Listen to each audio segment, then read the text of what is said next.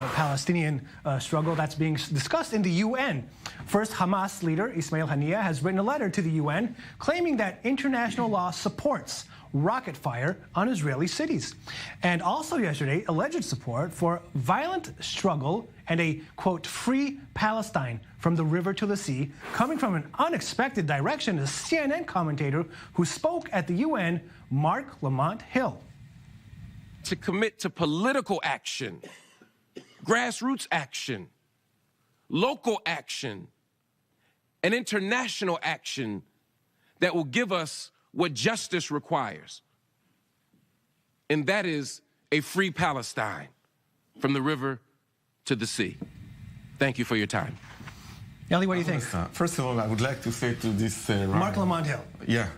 Happy 29th of November Day, which we are celebrating here today. 71 years ago. Yeah, exactly, very ago. Symbolic. Right. Now, the declaration of, well, let's say what it is for our viewers who don't know what that is. Resolution 181 Thank you. of the United Nations. So the partition plan. What we are celebrating, the partition plan. So we are not participants.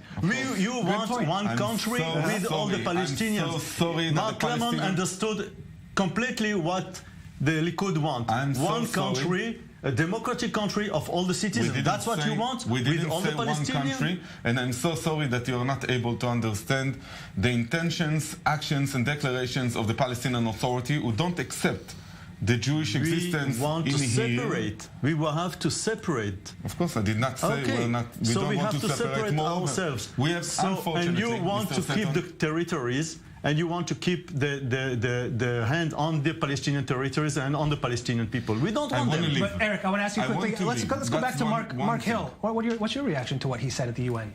I think that it's what he said, really yes. It's the continuity of the policy of He also gave an Netanyahu. okay, a green light. Not that we need to ask him, but, or Palestinians do, to a violent struggle. To violent struggle. He understood the policy of Netanyahu. Yes. Netanyahu want one country with all the citizens from the Jordan to the sea. Right. So he said to this citizen, you have to fight for your rights.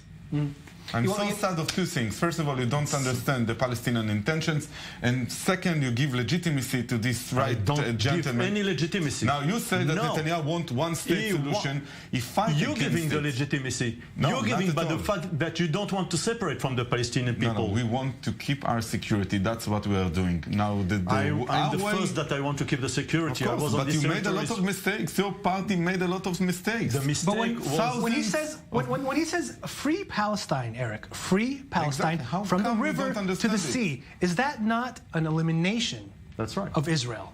It's anti-Zionist, a total anti-Zionist. I don't agree in one word with. But because before it kind of sounded like you might have. No, I don't agree. I say that is the result of the policy of Netanyahu.